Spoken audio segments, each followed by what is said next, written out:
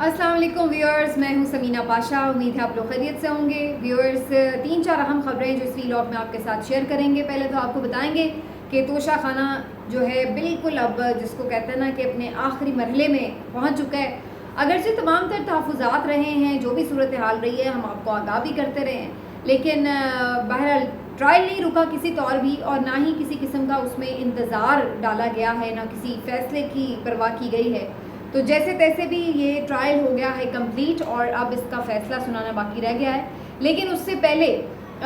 एक रोज़ के लिए कार्रवाई मुलतवी ज़रूर की गई है 8:30 बजे तक, और अब देखते हैं कि जी जो जुमे के दिन सुबह 8:30 बजे तक ये कार्रवाई मुलतवी की गई है, क्या उसी रोज़ फ़ैसला सुनाया जाएगा या फिर कार्रवाई उस दिन कर ली जाएगी मुकम्मल, फ़ैसला महफूज कर लिया जाएगा, फिर किसी दिन सुनाया जाएगा, तो ये अभी देखना बाकी है। लेकिन बहरहाल 8:30 बजे अब इसकी मज़ीद समाअत होगी। क्या इसमें मज़ीद पेशरफ्त है ये आपको मैं बताऊंगी। साथ ही साथ आपसे जिक्र करेंगे कि परवेज़ खटक साहब ने क्या बड़ी ऑफ़र कर दी है कप्तान खान को, और क्या उनका मकसद है इस ऑफ़र के पीछे, वो भी डिस्कस करेंगे। फिर आपको बताएंगे कि क्यों एकदम हम देख रहे हैं फिर से पकड़ धकड़ और गिरफ्तारियों के अमल में तेज़ी आ गई है, इसकी क्या लॉजिक है, और इससे जुड़ी कुछ मज़ीद खबरें हैं जो आपके साथ शेयर करेंगे आज के व्लॉग में। तो आपसे रिक्वेस्ट ये है कि चैनल को पहले सब्सक्राइब कर लें अगर अभी तक आपने चैनल को सब्सक्राइब नहीं किया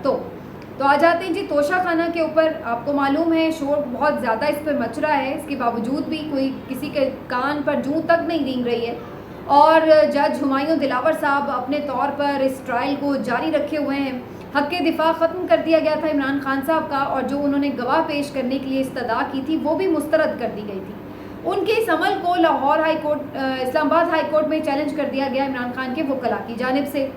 इस्लामाबाद हाई कोर्ट में अदालत में समाअत हुई है, लेकिन उन्होंने इस पर कोई फ़ैसला फ़िलवक्त तक तो नहीं सुनाया था जब तक कि मैं आपसे बात कर रही हूँ, और उन्होंने फ़ैसला महफूज कर दिया। ये दरख्वास्त काबिल समाअत है भी या नहीं, और हक़ दिफा वाकई ख़त्म किया गया या नहीं, और अगर किया गया है तो इसके ऊपर क्या जो हुमायूं दिलावर साहब हैं उनको ये करने का हक़ हासिल था।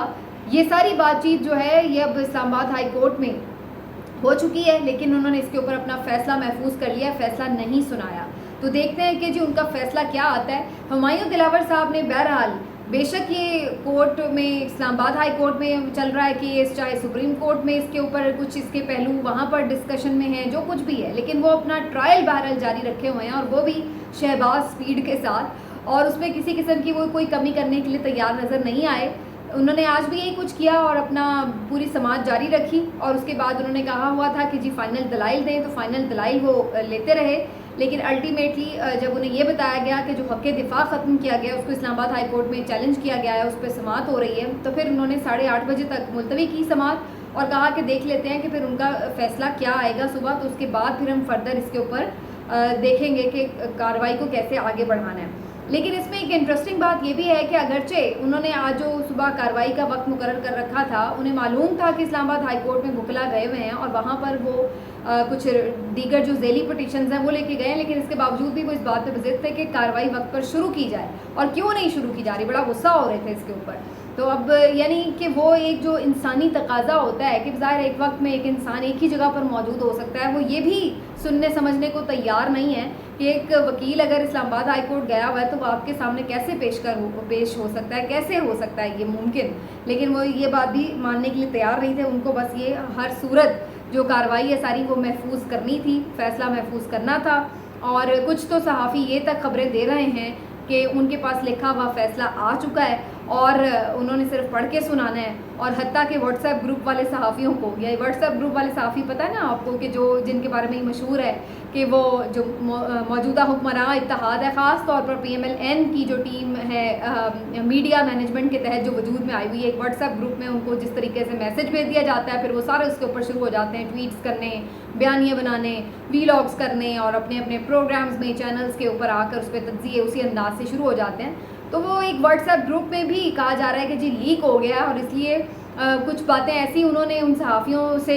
हो गई हैं, करवा दी गई हैं या हो गई हैं कि वो ऐसा लग रहा है कि फ़ैसला सामने उनके लिखा हुआ है और वो पढ़ के बता रहे हैं कि इस फ़ैसले में ये भी लिखा हुआ है। तो ये बड़ी दिलचस्प बात है। लेकिन बहरहाल जी कानून का और कत्ल इस तरीके से हमने पहले कभी नहीं देखा, इंसाफ का कत्ल हमने इस तरीके से पहले कभी नहीं देखा। तजाज़ एहसन साहब कह रहे हैं कि मैंने 50 साल करियर में इस कदर मुतासिब जज नहीं देखा। ہم نے یہ بھی دیکھا تھا خواجہ عارف صاحب بھی اس وقت وکیل تھے میاں نواز شریف صاحب کے، اور ان کو کتنا وقت دیا گیا تھا کہ وہ اپنے شواہد لے آئیں اور دے آئیں، بار بار انہیں یہ کہا گیا کہ رسیدیں لے آئیں، اتنا وقت دیا گیا، لیکن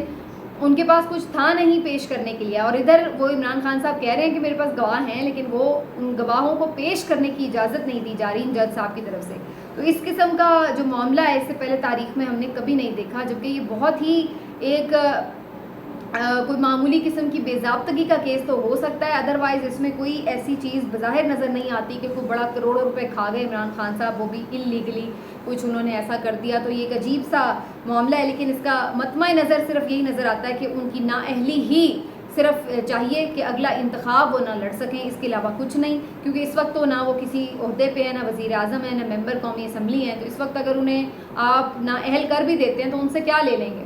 تو سیدھی بات ہے، یہ اصل مقصد یہ ہے سزا دینے کا کہ ان کو اگلے انتخاب سے لڑنے سے روکا جائے، دور رکھا جائے. تو بہرحال جی اب 8:30 بجے دیکھیں گے کہ کیا صورتحال بنتی ہے توشہ خانہ کی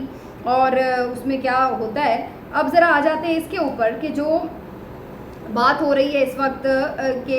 اس فیصلے کے آنے سے پہلے کیا ماحول بن رہا ہے. اس فیصلے کے آنے سے پہلے ایک دم پکڑ دھکڑ میں ہمیں تیزی نظر آ رہی ہے. ڈاکٹر افتخار درانی صاحب جو کہ پاکستان تحریک انصاف کے سینئر رہنما ہیں، انہیں رات گئے اٹھا لیا گیا ان کے گھر سے. اگین اس میں کوئی نہیں ہے کہ کوئی وارنٹ گرفتاری دکھائے گئے ہوں یا کوئی پولیس مقدمے کے تحت اس کو گرفتار کرنے آئی ہو، کچھ بھی نہیں. بس انہیں اٹھا لیا گیا اور ان کے فیملی نے جو ہے اس بارے میں آگاہ کیا. ابھی تک بھی ان کو نہ کسی کورٹ کے سامنے پیش کیا گیا ہے، نہ ان کے ویئر اباؤٹس کا کوئی پتہ ہے، نہ ان کا کوئی فیملی سے کانٹیکٹ ہوا ہے. تو اسٹل مطلب جو وہ ہم بات کر رہے تھے کہ ایک سرزمین بے آئین ہے یہ، جہاں پر کوئی قانون انصاف کوئی حقوق نام کی چیز نہیں رہ گئی. تو اسی کا یہ ایک مظہر ہے. مزید اسی میں ایک اور مثال میں اضافہ ہوا ہے جسٹ کہ انہیں بھی اسی طریقے سے اٹھا لیا گیا. حالانکہ ڈاکٹر افتخار درانی صاحب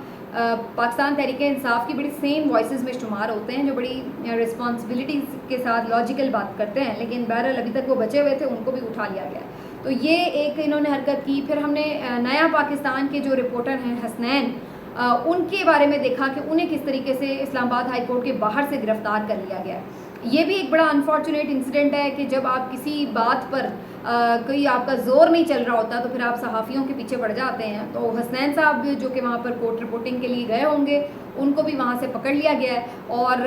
بلا وجہ بغیر کسی وارنٹ دکھائے، بغیر کوئی الزام ان کے اوپر کسی قسم کی کوئی چیز ہی نہیں ہے، اور ان کو بھی سادہ لباس اہلکار اٹھا کے لے گئے ہیں اور ابھی تک بھی ان کو ریلیز نہیں کیا گیا ہے. حسنین کا میں پچھلے دنوں سے انہیں کافی زیادہ فالو کر رہی تھی، اس لیے کہ وہ مختلف حلقوں کا دورہ کر رہے ہیں پاکستان کے، جس میں وہ خیبر پختونخوا جا رہے ہیں، پنجاب میں بھی انہوں نے سروے کیے ہیں. مختلف لوگوں سے جا کے وہ پوچھتے ہیں اور پھر بتاتے ہیں کہ اتنے لوگوں کا انہوں نے سروے کیا تو کتنے لوگوں نے کس پارٹی کے حق میں ووٹ کیا ہے. تو اس سے وہ بیسکلی ایک ٹرینڈ بتا رہے ہوتے ہیں کہ اس وقت ٹرینڈ کیا ہے، پبلک کہاں کھڑی ہے، عوام کی سوچ کیا ظاہر کر رہی ہے. تو بہرحال شاید یہی بات ہے کہ کسی کو ناگوار گزری ہے کہ جناب یہ جتنے بھی سرویز دکھا رہے ہیں اس میں جو موجودہ حکمراں اتحاد ہے وہ ہار کیوں رہا ہے اور کیوں پی ٹی آئی آگے آگے نظر آ رہی ہے تقریباً ہر حلقے میں کم و بیش. تو اسی بات کے اوپر شاید کوئی خفا ہو گیا اور انہیں پکڑ لیا ہے کہ نہ یہ ہوں گے باہر اور نہ جا کے حلقے کریں گے، نہ کوئی آئینہ دکھا سکے گا، کیونکہ یہ وہ حقیقتیں ہیں جو یہ لوگ دیکھنا نہیں چاہتے ہیں. آنکھیں بند رکھنا چاہتے ہیں تو رکھیں، لیکن اس طرح بند رکھنے سے کسی کو کتنی دیر آپ حقیقتوں سے آنکھ چرا سکتے ہیں، پردہ ان کے اوپر ڈال سکتے ہیں. اور میں آپ کو بتا دوں کہ اسی طرح کی حقیقتیں آشکار ہو رہی ہیں اب پی ٹی آئی سے دور ہونے والوں کے لیے بھی. پرویز خٹک صاحب نے جو پارلیمنٹیرین کے نام سے پی ٹی آئی پارلیمنٹیرین کے نام سے پارٹی بنا بیٹھے تھے، اور اس کے بعد بھی انہیں اندازہ تو تھا ہی کہ ان کے ساتھ کیا ہونا ہے، گراؤنڈ ریالٹی کا انہیں اچھی طرح اندازہ تھا کہ وہ تو اپنے شہر کی نشست نہیں جیت سکتے بیٹ کے نشان کے اگینسٹ، تو وہ کہاں سے پوری کوئی پارٹی چلا لیں گے اپنی، کیا کریں گے. اور آدھے لوگ جو ان کی پارٹی میں اس دن بیٹھے بھی ہوئے تھے ان کی افتتاحی تقریب میں، وہ بھی اگلے دن سارے تردیدیں کر رہے تھے کہ جی ہم نے تو جوائن ہی نہیں کی، ہم تو ہمیں بیٹھے ہوئے تھے، ہمیں تو زبردستی بلایا گیا تھا وغیرہ وغیرہ. تو آدھے لوگ تو ویسے ہی ان سے دور ہو گئے، اور باقی جو بچی کھچی ان کی تھی بھی کچھ چیزیں جمع ہوئی اور اس میں کور کمیٹی کا انہوں نے ایک اجلاس کر لیا. اور اس اجلاس کے بعد ایک بڑی زبردست بات سامنے آئی. ضیاء اللہ بنگش صاحب جو کہ ان کے ترجمان ہیں پاکستان تحریک انصاف پارلیمنٹیرین کے، انہوں نے اس پہ کہا کہ جی ہم انتخابات میں پاکستان تحریک انصاف سے اتحاد کے لیے تیار ہیں. تو میری یہ پڑھ کے نا ایک دم لائن آپ سمجھ لیں کہ ہنسی نکل گئی. مطلب میرے لیے یہ بڑا فنی سا مومنٹ تھا کہ بھائی آپ ابھی 4 دن ہوئے ان سے الگ ہوئے، اور پھر اگر آپ نے ان سے اتحاد کرنا تھا تو بندہ پوچھے آپ پھر ان سے الگ کیوں ہیں؟ آپ کو تو ان کی آئیڈیالوجی سے پرابلم تھی نا، آپ کو تو ان کی طرز سیاست سے اختلاف تھا، تو پھر کریں اپنے لحاظ سے اپنی مرضی کے مطابق سیاست. پھر ان سے اتحاد کیوں جا کے کر رہے ہیں؟ کیا وجہ ہے پھر ان سے اتحاد کرنے کی؟ وجہ یہی ہے کہ پتہ ہے کہ ہمارا کچھ بننا نہیں ہے، پتہ ہے کہ لوگ ہمیں جوتے ماریں گے، پتہ ہے کہ ہم اس قابل نہیں ہیں کہ باہر جا کر لوگوں کو فیس کریں. تو یہی وجہ ہے کہ یہ کمزوریاں نظر آتی ہیں، تو پھر کرتے ہیں وہ کام جو کہ نہیں کرنا چاہتے، یا دباؤ سے کرتے ہیں، یا ویسے ہی کچھ لوگ تو خیر ہوتے ہی موقع پرست ہیں تو اس وجہ سے کرتے ہیں. لیکن الٹیمیٹلی حقیقت تو حقیقت ہے، اس کو تو بدلا نہیں جا سکتا. تو پھر یہی ہوتا ہے کہ پھر آپ کو اس طرح کے ہی جو مذاکرہ خیز اسٹیٹمنٹس ہیں وہ دینے پڑتے ہیں کہ اب آپ کہہ رہے ہیں کہ جی ہم اتحاد کے لیے تیار ہیں. میں کیوں تیار ہیں؟ لڑو اب اپنے بل بوتے پر، ذرا آپ کو پتہ لگے کہ کیا ویلیو ہے آپ کی، عوام میں کتنی کی جڑیں مضبوط ہیں آپ لوگوں کی، اور جو آپ لوگوں کو یہاں پہ بٹھانے میں کامیاب ہوئے ہیں دیکھیں ذرا ان کی پاور، وہ آپ کو ووٹ بھی دلوا دیں گے. تو پھر انہی کے ساتھ لڑیں بیٹھ کے الیکشن، پھر ان کے ساتھ اتحاد کیوں کر رہے ہیں؟ تو یہ ایک بڑا مضحکہ خیز تھا ان کا اسٹیٹمنٹ تھا. اور اس کے بعد میں نے ایک اور چیز دیکھی کہ ڈاکٹر شیریں مزاری صاحبہ، جو کہ ویسے تو پاکستان تحریک انصاف کی اب ممبر نہیں رہی، انہوں نے ظاہر ہے آپ کو معلوم ہے کہ جن بھی حالاتوں کی وجہ سے چھوڑ دی تھی پارٹی، اور جیل میں انہیں جیسے بند رکھا گیا، بار بار ان کی گرفتاری کی گئی، پھر ان کی صاحبزادی ایمان مزاری کو لے کر کے جس طرح کے اطلاعات ہیں کہ ان کو ہراساں کیا گیا، تو اس کے بعد پھر بیچاری ایونچولی بیوہ خاتون ہے وہ، اور عمر رسیدہ بھی، بیمار بھی، کیا کرتی، انہوں نے ہتھیار ڈال دیا اور پی ٹی آئی کو اناؤنس کر دیا کہ جی وہ چھوڑ رہی ہیں. لیکن عمران خان صاحب سے جب بھی مختلف صحافیوں کی ملاقات ہوئی ہے، اور جو انہوں نے آف ایئر باتیں بھی کی ہیں، بلکہ ایون آن ایئر بھی، تو انہوں نے یہ بات کہی ہے کہ ڈاکٹر شیریں مزاری صاحبہ بہت ہی گریسفل اور بڑی نائس خاتون ہیں، اور بڑی ہارڈ ورکنگ ہیں، اور ان کی پارٹی کے لیے بڑی خدمات ہیں، اور وہ ہمیشہ یہ سمجھتے ہیں کہ ان کو بے تحاشا دباؤ کی وجہ سے پارٹی چھڑوائی گئی ہے. تو عمران خان صاحب ان کے لیے بالکل ایک سافٹ کارنر رکھتے ہیں، اور مجھے بالکل بھی اس بات میں کوئی دو رائے نہیں نظر آتی، کوئی شک نہیں ہے کہ اگر پارٹی میں دوبارہ وہ کوئی جوائننگ دینا چاہیں، پارٹی میں دوبارہ شامل ہونا چاہیں، تو عمران خان صاحب انہیں کسی طرح کی بھی اس میں رکاوٹ ڈالیں گے. میرا خیال ہے وہ انہیں اوپن ہارٹیڈلی تسلیم بھی کریں گے اور ایکسیپٹ کریں گے. تو بہرحال انہوں نے ایک ٹویٹ کیا ہے، وہ کافی عرصے سے خاموش ہی تھی جب سے انہوں نے یہ پارٹی کوئٹ کی تھی، لیکن اب انہوں نے ایک ٹویٹ کیا ہے جس میں وہ بات کر رہی ہیں کہ جناب ویسے تو میں بالکل ڈومیسٹک پارٹی سے اور ڈومیسٹک پالیٹکس سے بالکل الگ ہوں اور کوئی بات نہیں کر رہی، لیکن کچھ انہوں نے نیچے لنکس شیئر کیے ہوئے اپنے ٹویٹ کے، جس میں وہ یہ کہہ رہی ہیں کہ ان لنکس کو دیکھا جا سکتا ہے ان تمام لوگوں کے لیے، کیونکہ وہ آپ کو معلوم ہے ٹیچر بھی رہی ہیں اور بہت زبردست قسم کی وہ ریسرچر اور اینالسٹ بھی رہی ہیں، تو ان کا بہت گرپ ہے، خاص طور پہ جب ہم بات کرتے ہیں انٹرنیشنل افیئرس کی اور کچھ اسٹریٹجک معاملات کے حوالے سے، تو بہت زیادہ ان کی گرپ ہے، بڑی پڑھی لکھی، بہت ہی زیادہ جس کو کہتے ہیں نا آپ قابل قسم کی خاتون ہیں. تو انہوں نے اس میں کچھ لنکس شیئر کیے ہوئے ہیں کہ اگر کسی کو شک ہے کہ کیسے امریکہ اور جو اس کی مختلف ایجنسیاں ہیں وہ حکومتوں کے تختے الٹاتی ہیں، تو وہ ذرا ان لنکس کو جا کے پڑھ لیں، ان چیزوں کو جا کے پڑھ لیں، تو آپ کو آئیڈیا ہو جائے گا کہ یہ کوئی خواب خیال کی باتیں نہیں ہیں کہ جی کسی دوسرے ملک نے کسی دوسرے ملک پہ تختہ الٹا دیا یا کوئی کسی قسم کا رجیم چینج کر دیا. یہ حقیقت ہے، اور یہ کس طریقے سے وقوع پذیر ہوتا ہے اس کے حوالے سے بہت ریسرچز بھی ہو چکی ہیں، بڑے آرٹیکلز لکھے جا چکے ہیں، بڑی بکس بھی لکھی جا چکی ہیں. تو انہوں نے کچھ اسی طرح کے آرٹیکلز کا حوالہ بھی دیا ہوا ہے نیچے اپنے لنک ٹویٹ کے. تو بیسکلی تو ایک طرح سے دیکھا جائے تو پاکستان تحریک انصاف کے ہی نیریٹو کو سپورٹ کرنے والی بات ہے، کیونکہ پی ٹی آئی تو اس نیریٹو کے ساتھ آپ کو معلوم ہے کہ چل رہی ہے کہ جہاں یہاں پر ساری جو عمران خان صاحب کی حکومت کی تبدیلی تھی وہ جنرل باجوہ اور جو پی ڈی ایم کی سیاستدان ہیں ان کی سازش کا نتیجہ تھی، تو وہیں امریکہ سے بھی انہیں آشیرواد حاصل تھی. اور یہی ایک چیز ہے کہ جو ان کے نیریٹو کو وہ ساتھ لے کے چل رہی ہے، اور یہی بات تقریباً کم و بیش سپورٹ کر رہی ہیں اسٹل ڈاکٹر شیریں مزاری صاحبہ. تو بہرحال انہوں نے پارٹی چھوڑ دی ہے، لیکن دیٹ ڈز ناٹ مین کہ انہوں نے اپنا موقف بھی چھوڑ دیا ہے یا ان کی آئیڈیالوجی بھی چینج ہو گئی ہے. تو آپ زبردستی کسی سے یہ فیصلے کروا سکتے ہیں کہ آپ ان سے پارٹیاں چھڑوا دیں، آپ ان کو گن پوائنٹ پہ کسی کو کچھ کروا دیں، کوئی فیصلہ اس سے کروا لیں، لیکن اس سے اس کی سوچ نہیں بدلی جا سکتی، اس کے دل کے جذبات نہیں بدلے جا سکتے. اور خاص طور پر